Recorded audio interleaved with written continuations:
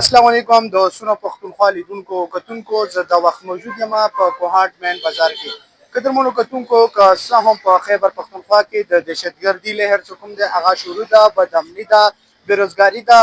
په سرکاري ادارو کې د کرپشن انتها چې کومه ده هغه روانه ده خو صوبایي حکومت چې کوم لګیا ده هغه مسلسل جلسې باندې جلسې کوي د دو ترجیحات چې کوم دي هغه بالکل د عوامو په بیدې کې دي نه نو دې حوالې سره د کوهاټ خلکو نه به مو د پی ټي آی چې کوم کارکردګي دی هغې حوالې سره خبرې اترې کوو چېرته ځې موږ سره اوسئ. اوله خبره خو دا کنه چې تاسو ته خبر وکړه چې دومره کارکردګي باوجود به خلک دې سره لاړ شي او که نه. پهله خو ته دا سوال زه به دا ووایم چې مطلب کارکردګي کوی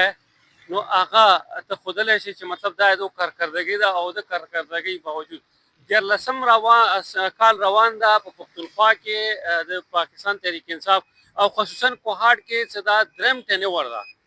ایم این ای د پی ټي آی ایم پی ایګان د پی ټي آی چیرمنان د پی ټي آی خو اوسه پورې یو میګا پروجیکټ ته ماته نشي ښودلی چې هغه کمپلیټ شوی وي. یو کارکردګۍ حوالې خو دا ده. بله خبره ده چې دوی بله څه ایجنډه شته نه اکادي نمبر 420 بخښنه غواړم 804 دوی بیا یادوي نو هغه هم هغه نه دو بیوقوف جوړوي یا هغه غریب قید دلته په اډیاله جیل کې او دا چې مو صرف دا دکلاوا ده دغه دپاره صرف هغه شور مچو کې پوه شولې هغه نه بعد دا نه غواړي چې هغه راخلاص شي.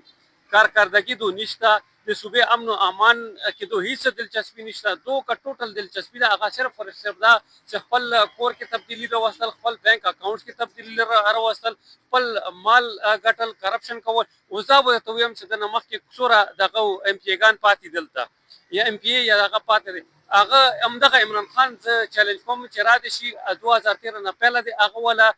اسټ چک کي هغه نه بعد د هغه وله اسټ چک کي که هغه امتیاز قریشي ده که هغه ضیاءالله بنګش ده که هغه بل ده او ورسره اوس چې کوم موجوده ام پي ایګان دي دو ته خو باقاعده په اکاونټ باندې پیسې لاړې دي.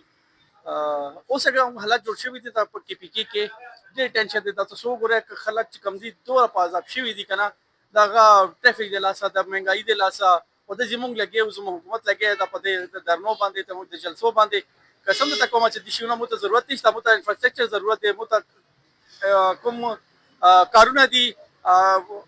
عام انسان دپاره هغه شیونه پکار دي عام آدمي دپاره کوم تکلیفات دي هغه دپاره سلوشن پکار دي. هسپتال تاسو وګورئ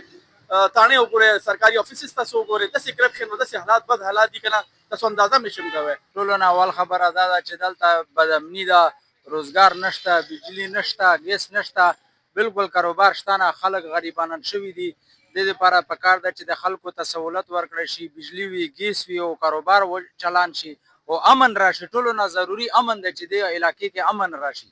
السلام علیکم جی ما نام محمد عامر تھا جی اور دا 13 سال شو دے پی ٹی آئی حکومت